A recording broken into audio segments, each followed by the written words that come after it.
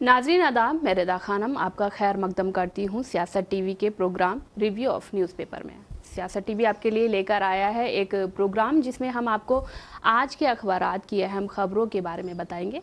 इसमें local, national और international खबरों पे डिस्कशन करेंगे और आपको अहम खबरों की जानकारी भी देंगे। हम इस प्रोग्राम के ज़रिए हर ज़रूरी खबर पर रोशनी डालेंगे, चाहे वो लोकल हो, नेशनल हो या इंटरनेशनल। इस प्रोग्राम में हर खबर की तह तक जाएंगे, क्योंकि कुछ खबरें सिर्फ अखबार की सुर्खियां ही बनकर रह जाती हैं या फिर टीवी पर 2 मिनट की खबर ही रह पाती है, लेकिन हम आपको उन खबरों के बारे में तफसील से बताएंगे। और हमारे साथ आज मौजूद है हमारे साथी मोहम्मद अशर यासिर। तो अशर यासिर, सबसे पहले एक अहम खबर जो आ रही है तेलंगाना से कि तेलंगाना के सीएम को मानहानि मामले में एक निजी तौर पर पेश होने के लिए समन भेजा है एक तेलंगाना की विशेष अदालत ने। बिल्कुल, इस पे जो बीजेपी के खिलाफ बोला जा रहा है कि बीजेपी के खिलाफ उनको एक समन जारी किया गया जो उनको 25 तारीख को अदालत में पेश होना है, रेवंत रेड्डी को। और उसमें ये कहा गया है कि लोकसभा इलेक्शन 2024 के दौरान उन्होंने कुछ मतलब झूठे और एक क्या बोलते हैं बिल्कुल ही निराधार आरोप लगाए थे। इस तरह से इलेक्शन में चलता रहता है, चाहे वो कांग्रेस हो, बीजेपी या फिर कोई भी पार्टी हो। हर पार्टी एक दूसरे पे कहीं ना कहीं इस तरह की टिप्पणी करती रहती है। और इसमें हालांकि एक चीफ मिनिस्टर को इस तरह से समन भेजना, ये कहीं ना कहीं एक मतलब लोकतंत्र की हत्या भी कहा जा सकता है। और भी इसके कई और भी नाम हो सकते हैं। लेकिन इस तरह की जब खबरें आती हैं तो कहीं ना कहीं फिर जब कोई बीजेपी के खिलाफ कुछ बोले ही ना, ऐसा तो कहीं नहीं हो सकता है भाई।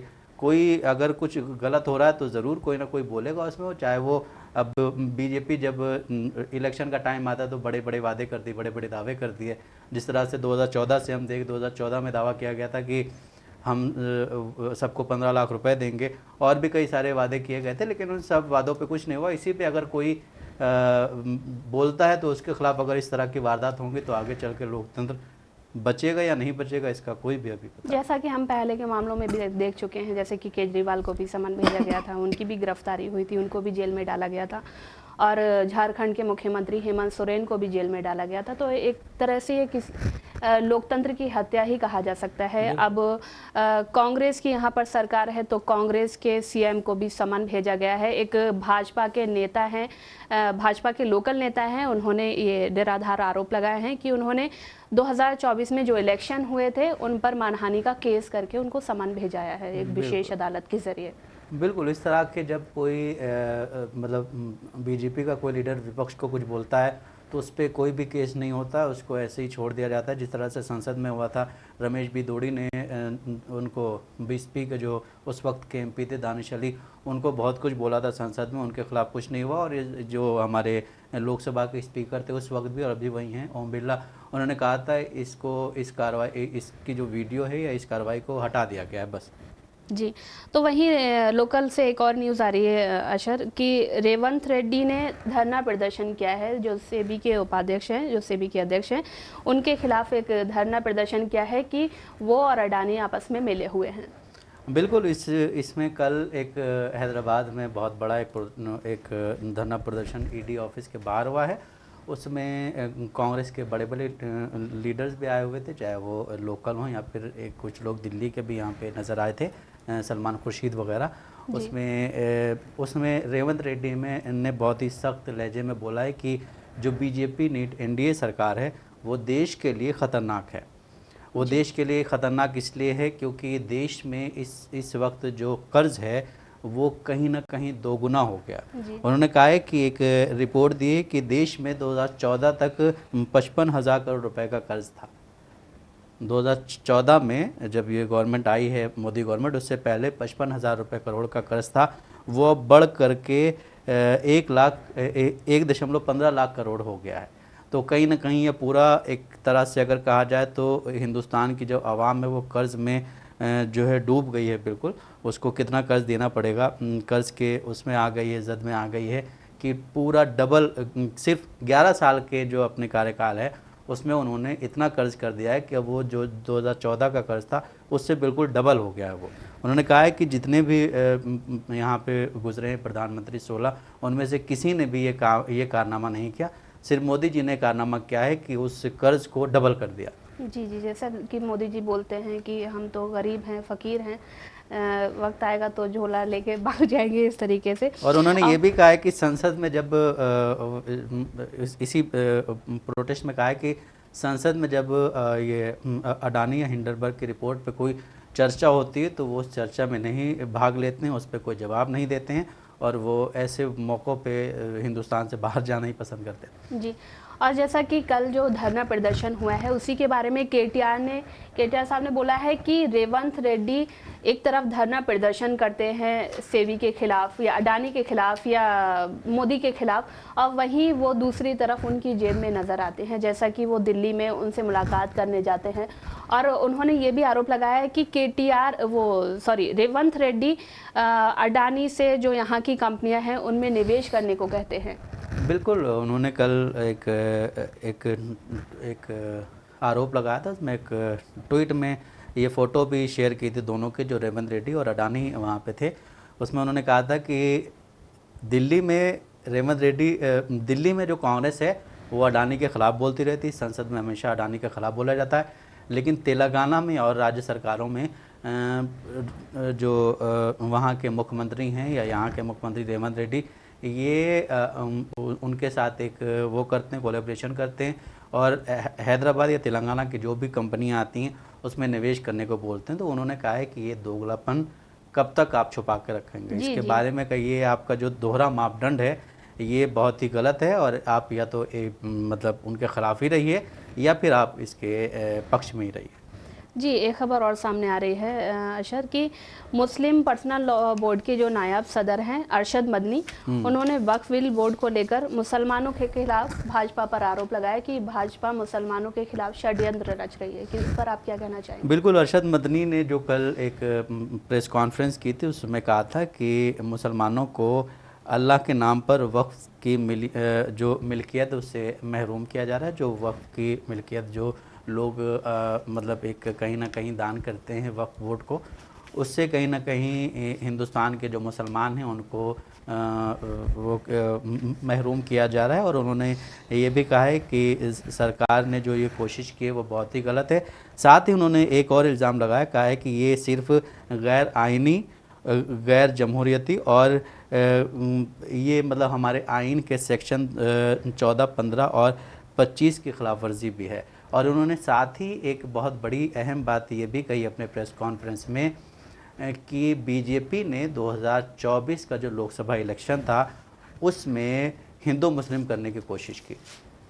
हालांकि ये बीजेपी पे हमेशा इल्ज़ाम लगता रहता है कि बीजेपी हमेशा इलेक्शन का वक्त आते ही हिंदू मुस्लिम करने की कोशिश करती रहती है, लेकिन कल उन्होंने कहा है कि बीजेपी ने 2024 के लोकसभा इलेक्शंस में हिंदू मुस्लिम करने की कोशिश की और जब ये हिंदू मुस्लिम नहीं हो पाया, कुछ समझदार इधर भी थे, कुछ समझदार उधर भी थे, इसी वजह से इनको लोकसभा इलेक्शन में कम सीटें आई हैं। और यूपी में, खासकर यूपी में इनको काफ़ी नुकसान हुआ है, क्योंकि यूपी में ये सोचते थे कि यूपी से तो हम निकल ही जाएंगे, लेकिन यूपी में जो नुकसान हुआ है उसकी भरपाई कहीं ना कहीं नहीं हो पा रही है। और अरशद मदनी जिस तरह से बोला है कि हिंदू मुस्लिम करने की जो कोशिश की गई थी उनको बहुत अच्छी तरह से जनता ने एक समझदारी का अपना वो पेश किया है और इस वजह से जनता ने बीजेपी को यूपी में नकारा है। जी, जैसा कि मध्य प्रदेश से एक खबर सामने आ रही है कि छतरपुर में एक कांग्रेस के एक नेता हैं हादी मुमताज़, उनके 5 करोड़ की बिल्डिंग को गिरा दिया गया, ये बोल करके कि जो रामगिरी महाराज हैं जिन्होंने पैगंबर मोहम्मद के खिलाफ टिप्पणी की थी और वो जो है जो थाने में पथराव किया था अल्पसंख्यक समुदाय ने, ऐसा आरोप लगाया जा रहा है कि वो उसमें शामिल थे, जिसकी वजह से उनकी 5 करोड़ की बिल्डिंग को गिरा दिया गया और उनकी संपत्ति को तहस नहस कर दिया गया। और उसी मामले में 400 से ज़्यादा गिरफ्तारियां हुई हैं और 400 से ज़्यादा लोगों पर FIR हुई है, 19 लोग गिरफ्तार हुए हैं। इसके बारे में आप क्या कहना बिल्कुल, एक जब कोई घर गिरता है या बुलडोज़र चलता है तो बशीर बद्र साहब का एक शेर है कि लोग टूट जाते हैं घर बनाने में, लोग टूट जाते हैं घर बनाने में, तुम तरस नहीं खाते बस्तियां जलाने में। तो जिस तरह से इस वक्त देश के हालात हैं, ये जो ये केस जो हुआ है हाजी शहजाद का जो घर गिराया गया है, उसमें सिर्फ उन पे एक नाम आया है कि उस पत्थरबाजी में इनका भी हाथ था जी। उसकी बिना पे ना कोई कोर्ट में कुछ हुआ, ना केस चला, ना कुछ हुआ, और वो घर गिरा दिया गया। ना ही कोई समन भेजा गया, हालांकि समन भेजना चाहिए, ये सारी चीज़ें संपत्तियां किसी की तहस नहस बिल्कुल एक समन भेजना चाहिए, और वो घर गिरा दिया गया है। वो कांग्रेस के एक लीडर बताए जाते हैं मध्य प्रदेश में, और इस पे मुझे लगता है कि राहुल गांधी या मल्लिकार्जुन खड़गे या कांग्रेस के और जो बड़े लीडर्स हैं उनको भी आवाज़ उठानी चाहिए कि भाई एक घर बनाने में इंसान अपनी पूरी एक ज़िंदगी लगा देता है, कहीं ना कहीं पूंजी लगा देता है, जितनी भी सेविंग्स होती चली जाती हैं, और ये कितना 5 करोड़ की मिल्कियत बताई जा रही है इस घर की, इसको गिरा दिया गया है। और ये मतलब कहीं ना कहीं हर एक के लिए एक बहुत डर का वो होता है कि भाई हम ज़रा सा भी कुछ बोलेंगे, जिस तरह अभी मैंने बोला कि बीजेपी के ख़िलाफ़ अगर कोई चीफ मिनिस्टर कुछ बोलता है तो उसको समन भेज दिया जाता है, उसको गिरफ्तार कर लिया जाता है। उसी तरह अगर कोई मुसलमान कुछ बोलता है तो उसका घर गिरा दिया जाता है, बुलडोज़र से गिरा दिया जाता है। हालांकि अगर देखा जाए तो बीजेपी के भी कुछ लीडर्स ऐसे हैं जिन्होंने बहुत उल्टे सीधे बयानात दिए हैं, जिन्होंने बहुत उल्टे सीधे हरकतें की हैं, लेकिन उनका घर अब भी उसी तरह महफूज है। लेकिन अगर वहीं कोई मुसलमान इस तरह का कुछ बोल देता है या फिर इस तरह की कोई अगर वारदात सामने आती है तो उसके घर पे बुलडोज़र चल जाता है। हालांकि पहले ये चीज़ें 2000 आई थिंक 14 से पहले अदालत में मामला जाते थे, अदालत से जब कोई निर्णय निकलता था उसके बाद इस तरह की कार्रवाइयाँ होती थी। लेकिन अब हालांकि उस वक्त भी होती होंगी लेकिन बहुत कम मैं होती आपको रोकना चाहती हूँ। एक वरिष्ठ पत्रकार है, उन्होंने बोला है इसी मामले पर कि लोकतंत्र जो है ख़त्म हो चुका है और अदालतें अंधी और बहरी हो चुकी हैं कि वो न्याय नहीं दे पा रही हैं। आपको कोई हक नहीं बनता कि बिना समन के, बिना किसी सबूत के आप किसी के निजी संपत्ति को नुकसान पहुंचाएं या किसी को व्यक्तिगत तौर पर नुकसान पहुंचाएं। आपका कोई हक नहीं बनता है। अगर आप ऐसा करते हैं तो आप लोकतंत्र को अपने हाथों में लेते हैं। प्रशासन इसके बारे में कुछ नहीं कर पा रही है क्योंकि वो कहीं ना कहीं किसी न किसी पॉलिटिकल पार्टी से दबी हुई है। बिल्कुल, जब इस तरह की वारदात सामने आती तो हर एक इंसान सहम जाता है, और ये वाकई एक बहुत ही जो गंदी पॉलिटिक्स कह सकते हैं इसे ये चली है कि पहले उत्तर प्रदेश में होता था, योगी आदित्यनाथ को बुलडोज़र बाबा के नाम से जाना जाता है, और उसी तरह फिर मध्य प्रदेश के जो हमारे पुराने पूर्व सीएम थे शिवराज सिंह चौहान, उनको बुलडोज़र मामा के नाम से जाना जाने लगा। और अब जो नए मुख्यमंत्री हुए हैं यादव जी, मोहन यादव, उनको मुझे लगता है कि बुलडोज़र के नाम से ही कोई और नाम दिया जाएगा। तो इस तरह की जो वारदात होती हैं उससे कहीं ना कहीं एक बहुत ही गलत इम्पैक्ट पड़ता। और मेरा सवाल ये एक हमारी जो अदालत है या जो भी उसमें लोग हैं, इंसाफ पसंद लोग हैं, उनसे है कि भाई एक बार इस चीज़ के लिए भी आवाज़ उठनी चाहिए कि इतनी जल्दी बिना कोई सबूत, बिना किसी समन, बिना किसी उस पर आप किसी के घर को बुलडोज़र से कैसे गिरा सकते हैं। इस मामले में ऐसा देखा जा रहा है कि कहीं ना कहीं ऐसा दिख रहा है कि अल्पसंख्यक समुदाय को डराने और धमकाने की कोशिश की जा रही है। जैसे बिल्कुल, अल्पसंख्यक समाज इस वक्त जो है वो कहीं ना कहीं अपने आप को डरा हुआ महसूस कर भी रहा है। हालांकि हिंदुस्तान की अगर हम बात करें, अभी पिछले दिनों जिस तरह से बांग्लादेश में जो हालात हुए थे उसमें तो हिंदुस्तान के जो हमारे जो वो हैं हमारे पीएम ने भी लाल किले से 15 अगस्त को ये बोला था कि बांग्लादेश में जो अल्पसंख्यक के ख़िलाफ़ हो रहा है उस पर रोक लगनी चाहिए। लेकिन जब आप अपने देश में देखिए, अपने देश में आप कुछ बोलते नहीं, आपको हर जगह की फ़िक्र है। अब दूसरे देशों के बारे में बोलते हैं कि पाकिस्तान में अल्पसंख्यकों के साथ अत्याचार हो रहा है, बांग्लादेश में अल्पसंख्यकों के साथ अत्याचार हो रहा है। आप यहाँ का भी मुद्दा उठाइए, यहाँ पर आप अल्पसंख्यकों के साथ क्या कर रहे हैं। बिल्कुल, यहाँ पे जो अल्पसंख्यक है, जिस तरह अभी जो हमने बोला कि अल्पसंख्यक अगर ज़रा सा भी कुछ कर दे तो उसके ख़िलाफ़ बुलडोज़र से कार्रवाई हो जाती है, अल्पसंख्यक को लिंच कर दिया जाता है। अभी कल की एक ख़बर है कि दिल्ली में 2 लोगों को लिंच कर दिया गया, एक ड्राइवर था और एक उसके साथ जो हेल्पर था, हालांकि वो नाबालिग था, दोनों को लिंच किया गया, उनको बहुत मारा गया। इस तरह की वारदात आती हैं, इसमें जो हिंदू संगठन जो अपने आप को सो कॉल्ड हिंदुत्ववादी संगठन कहते हैं वो सामने आते हैं, लेकिन उनके ख़िलाफ़ कुछ नहीं होता है। वो आते हैं, अगर उनको अरेस्ट भी किया जाता है तो भी एक नवाब की तरह वो अपना शर्ट वर्ट निकाल कर चलते हैं, और उसके बाद उनको पता है कि हमारे साथ हमारे पीछे हमारे बड़े लोग खड़े हैं, उनकी ज़मानत हो जाती है। उसके बाद वो किसी उसी पार्टी में कहीं ना कहीं एक छोटे मोटे पद दे दिया जाता है, बिल्कुल लीडर के तौर पे एक वो बन जाते हैं। उनको शायद अंदर ये हो गया है कि हम अगर इस तरह से नफरत फैलाएंगे, दंगे भड़काएंगे, तो कहीं ना कहीं हम इस पार्टी में शामिल हो जाएंगे, और उनको इस चीज़ का पूरा एतमाद है। बिल्कुल, उनको ये भी ये लगता है कि अगर हमने, अब आप देखिए ना कि बीजेपी के कई ऐसे लीडर्स हैं जिनके कोई भी मतलब वो कहीं नज़र नहीं आते हैं, लेकिन जब भी वो मुसलमानों के ख़िलाफ़ कुछ बोलते हैं तो हर मीडिया चैनल पे नज़र आते हैं। उनके बाद उनको एक क्या बोलते हैं, उनको एक अच्छा वो दे दिया जाता है। जिस तरह से इससे पहले जो हमारे एक मंत्री थे, आई थिंक ठाकुर, अनुराग ठाकुर, उन्होंने दिल्ली में जब प्रोटेस्ट चला था उस दौरान बोला था कि देश के इन गद्दारों को गोली मारो सालों को, उनको फिर मंत्री पद दे दिया। कपिल मिश्रा ने भी बोला था। इन सबको अच्छे अच्छे पद दे दिए जाते हैं, और ये लोग जो हैं अपना बिल्कुल तैयार रहते हैं कि मुझे इस तरह की एक बात बोलनी है और मीडिया में आ जाना, मीडिया में आने के बाद फिर हमें सरकार एक अच्छा पद दे देगी। वहीं ये खबर आ रही है बदलापुर कांड के बाद एक्शन में सीएम शिंदे, और विपक्ष ने भी उस पर जमकर हंगामा काटा। इसके बारे में बिल्कुल, विपक्ष ने इस मुद्दे पर कल 25 सितंबर को महाराष्ट्र बंद का आह्वान किया है।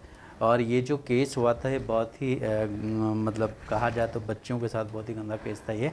और इसमें जब ये केस हुआ है तब जब रिपोर्ट करने गए तो कोई रिपोर्ट नहीं लिखी जा रही थी। उसके बाद जब इसके खिलाफ प्रोटेस्ट शुरू हुए हैं तब इस मामले को, क्योंकि उस वक्त हमारी जो मेन स्ट्रीम मीडिया थी वो कहीं ना कहीं कोलकाता कांड की तरफ उलझी हुई थी, तो उस वक्त उनको इस केस को ज़्यादा तरजीह नहीं दी गई।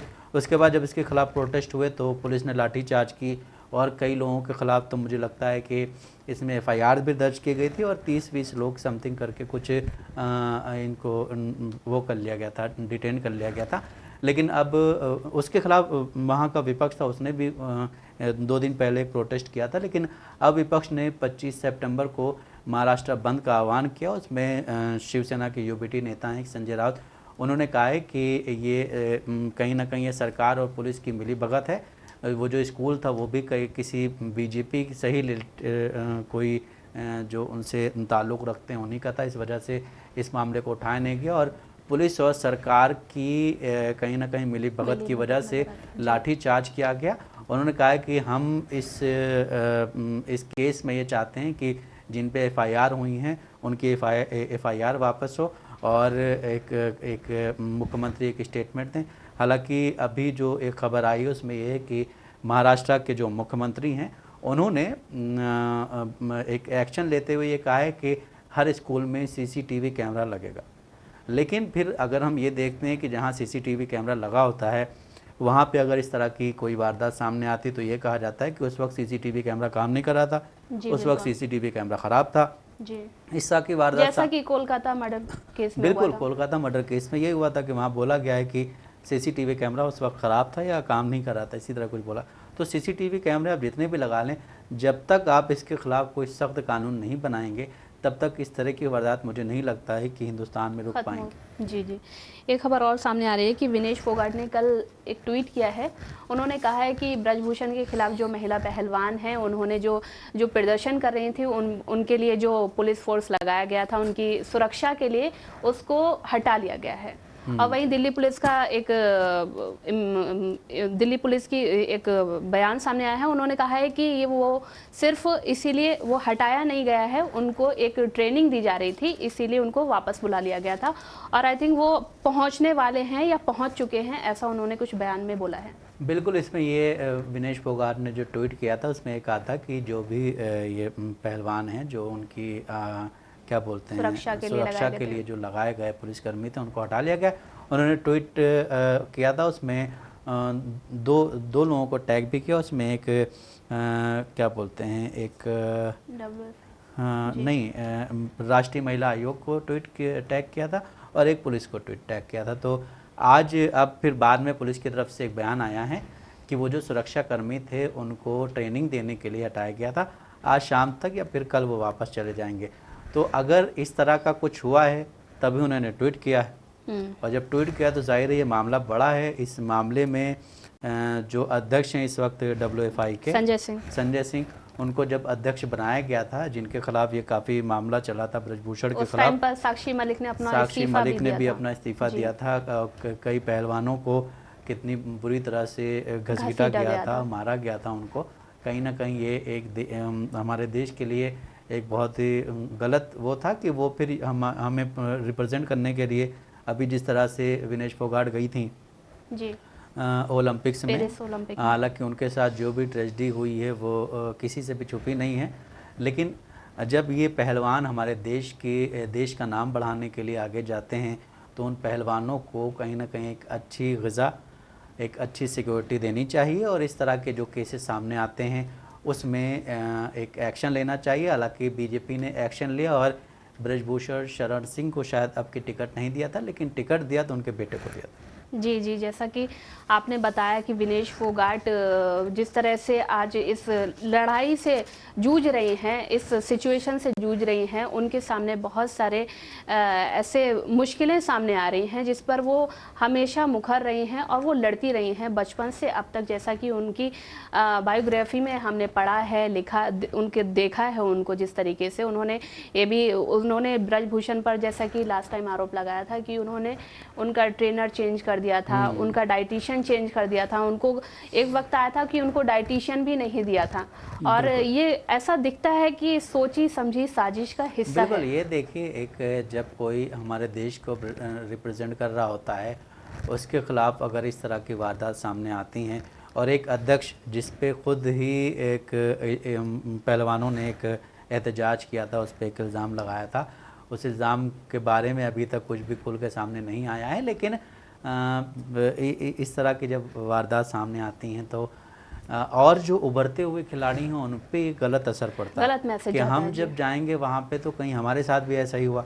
भाई हरियाणा से कितने पहलवान निकलते हैं, लेकिन अभी इन्हीं 2-4 लोगों के अलावा और नया पहलवान अभी मुझे नहीं लगता कोई निकल पा रहा है, क्योंकि एक आपका माइंड उस तरह का हो जाता है कि भाई वहाँ जाएंगे फिर इस तरह की चीज़ें होंगी, फिर मुझे इतनी परेशानी होगी, मेरी जितनी भी ट्रेनिंग होती है, जितना भी वो लोग एक्सरसाइज करते हैं, अपने पे जितना कंट्रोल करते हैं खाने पीने पे, जाहिर है वो इजी नहीं है वहाँ तक पहुँचना। वहाँ पहुँचने के लिए आपको बहुत ही धक्के खाने पड़ते हैं, बहुत ही गिरना फिरना पड़ता है। जी, मैंने जैसा कि एक रिपोर्ट में उनका स्टेटमेंट देखा था कि उन्होंने उस रात जिसके दूसरे दिन उनको कुश्ती लड़नी थी, अयोग्य घोषित किया गया था, उससे पहले एक रात उन्होंने पूरी रात ना तो खाना खाया था, पूरी रात ना तो पानी पिया था, पूरी रात वो जागी थी और उन्होंने पूरी रात स्किपिंग करी थी, बस यही सोचकर कि मेरा वेट कम हो जाए। उनके बाल भी काटे गए और उन्होंने बहुत मेहनत की, फिर भी उन पर कोई असर नहीं दिखाई दिया, या हो सकता है ना दिखाने की कोशिश की गई हो। बिल्कुल। और ये एक अगर देखा जाए तो बोला गया है कि ये सोची समझी साजिश के तहत हुआ है। और एक जब हम इतने पावरफुल देश हैं 100 ग्राम वज़न ज़्यादा था, 100 ग्राम वज़न ज़्यादा था, तो उसके लिए कुछ या तो आप बढ़ा देते उसको, उसकी वेट की जो एक लिमिट थी उसको बढ़ा सकते थे, या फिर थोड़ा सा और भी कुछ कर सकते थे, लेकिन वो बहरहाल बिना मेडल के वापस आई देश। लेकिन देश में उनको बहुत प्यार मिला, उनके गांव वालों ने उनको एक मेडल गिफ्ट किया है और वो बहुत खुश हैं। लेकिन इसी बीच जब उनका ये एक ट्वीट सामने आया है, एक बयान जो सामने आया है, वो कहीं ना कहीं जो भी लोग हैं इससे, जो लोग इस चीज़ों से प्यार करते हैं, इस खेल से प्यार करते हैं, उनको एक गलत मैसेज की तरफ गया है। लेकिन उनके साथ जो भी हुआ, लेकिन वो आखिर रहेंगी हीरो ही हमारे देश की और हमारे खिलाड़ियों की, जो उनसे इंस्पायर होंगे, वो हमेशा अपने देश की खिलाड़ी रहेंगी, अपने देश की हीरो रहेंगी। वहीं पर एक और खबर सामने आई है जो अखबार की सुर्खियां बनी हुई हैं कि अयोध्या गैंगरेप मामले में जो आरोपी मोहित खान थे, जो सपा से ताल्लुक रखते थे, उनके शॉपिंग कॉम्प्लेक्स पर बुलडोजर चला दिया गया है। बिल्कुल, फिर वही बुलडोजर की बात आ गई और अभी तक अदालत में केस गया कि नहीं गया? अदालत में केस गया है या नहीं, लेकिन उससे पहले यह है कि आपको ना ही कोई समन भेजा गया है, और समन तभी भेजा जाता है जबकि अदालत में वो केस जाता है। अब आप मुसलमान हैं, आपने गलती की तो जाहिर है आपको सज़ा बड़ी मिलेगी। और जिस तरह से अभी हम लोग बात कर रहे थे मध्य प्रदेश वाली खबर पे, बिल्कुल हाजी शहजाद वाली खबर पे, उसी तरह यहाँ भी हुआ है। इनके ख़िलाफ़ भी बहुत सारे प्रोपेगेंडे चलाए गए हैं हालांकि समाजवादी पार्टी के जो राष्ट्रीय अध्यक्ष हैं अखिलेश यादव उन्होंने इस पे बोला है। उन्होंने कहा है कि आप डीएनए टेस्ट कराइए, अगर वो दोषी होंगे तो उनको सजा दीजिए, आप डीएनए टेस्ट करा नहीं रहे हैं। विपक्ष ने उस पर जमकर हंगामा काटा था। विपक्ष ने उस पर जमकर हंगामा काटा था और बीजेपी के जो बड़े बड़े लीडर्स हैं वो कह रहे हैं कि समाजवादी पार्टी जो है गुंडों की पार्टी। समाजवादी पार्टी उत्तर प्रदेश में इतनी लोकसभा में सीटें आ गई हैं तो अब फिर से इनका एक पुराना रूप जो है गुंडों वाला वो बाहर आ गया। वहाँ यूपी के जो डिप्टी सीएम है केशव प्रसाद मौर्य, उन्होंने अभी हाल ही में एक बयान दिया था कि सपा अपनी जो आइडेंटिटी है उसको अब एक बार फिर से उजागर कर रही है। उसकी आइडेंटिटी यही है कि बस गुंडा, सपा का मतलब गुंडागर्दी। एक तरफ जहां आप भय फैलाने की कोशिश करते हैं एक विशेष समुदाय के लोगों में, और वहीं अगर देखा जाए तो दूसरे रेप केस हुए हैं, दूसरे भी मामले सामने आए हैं यूपी से, जैसा कि हाथरस कांड ले लीजिए, उन्नाव ले लीजिए, या ये ब्रजभूषण शरण सिंह का ले लीजिए। अगर आप एक तरफ न्याय की ऐसा बोलते हैं कि हम न्याय करते हैं आरोपियों के साथ, वहीं आप ये देखिए कि आपके जो लोग हैं, आपसे जुड़े हुए हैं, आप उनके लिए क्यों कोई कदम नहीं उठाते? बिल्कुल, इसमें आपने एक हाथरस कांड का जिक्र किया। हाथरस में जो एक बच्ची को रात के अंधेरे में उसका अंतिम संस्कार कर दिया गया था। अभी एक रिपोर्ट में पढ़ रहा था, उसमें यह था कि हाथरस में जो ये कांड हुआ था, उनके जो घर वाले हैं वो बेचारे चोरों की तरह छुपे हुए हैं। मतलब ऐसा लग रहा है कि वो खुद उन्होंने गलत काम किया है। उनके जो आरोपी हैं उनको छोड़ दिया गया है, और जो उनका केस लड़ रहे हैं महमूद पराचा, उन्होंने ये इसके बारे में कोर्ट को काफ़ी मतलब डिटेल में बोला है कि इस तरह के आपने क्यों छोड़ा। तो उसमें नए नए पहलू बताए जा रहे हैं, लेकिन मेन बात ये है कि जो भी हाथरस के जो बच्ची थी उसके जो घर वाले हैं वो इस वक्त बेचारे बाहर निकलने को मतलब बाहर निकलते हैं उनको बहुत परेशानी होती है। और वही जैसा आपने बोला कि जब भी कुछ ऐसा कांड होता है तो बहुत जल्दी घर गिरा दिया जाता है, लेकिन नाम उसका मुसलमान होना चाहिए। मुसलमानों के ख़िलाफ़ इतनी ज़्यादा नफ़रत फैलाई जा रही है। जिस तरह से अभी पुणे में शहजाद वाला कांड हुआ था, वो क्या नाम था उसका, जो फ्रिज में एक बच्ची को उसके जो दिल्ली में हुआ था। हाँ, जो दिल्ली में हुआ था, वो पुणे का था आई थिंक ऐसा। तो उसमें जो नाम था वो एक मुस्लिम नाम था उनको दिखा, लेकिन उस मुद्दे को मुसलमान बना दिया गया, लेकिन बाद में पता चला वो पारसी है। जब ये पता चला कि वो पारसी, तो उस मुद्दे को दबा दिया गया। मतलब इस तरह की जब आप आइडेंटिटी बेस्ड करेंगे पॉलिटिक्स, तो कहीं ना कहीं देश के लिए बहुत ख़तरनाक साबित होती है। जी, ये लोकतंत्र की एक तरह से हत्या है कि आप एक तरफ जो आपके लोग हैं आप उनके खिलाफ कोई कदम नहीं उठा पाते, वहीं आप एक विशेष समुदाय को देखकर उनके खिलाफ कदम उठाते हैं, चाहे वो कोई भी पार्टी से। आप विपक्ष के खिलाफ ही कदम उठाते हैं। लेकिन इसमें फिर एक चीज़ और मैं ऐड करूँगा, इसमें सबका साथ, सबका विकास और सबका विश्वास कहाँ गया फिर? यहाँ तो एक कुछ ही लोगों का साथ, कुछ ही लोगों का विकास और कुछ ही लोगों का विश्वास हो रहा है। जी, जैसा कि आपके नारे हैं बेटी बचाओ बेटी पढ़ाओ, सबका साथ सबका विकास, अगर आप ये नारा देते हैं तो आप इस पर मुखर होकर उतरिएगा। और इसी के साथ हम ये प्रोग्राम यहीं पर ख़त्म करते हैं। हमारे साथ बने रहिए और ऐसे ही खबरों से जुड़े रहने के लिए हमारे सियासत टीवी पर ये प्रोग्राम देखते रहिए। अल्लाह हाफिज़।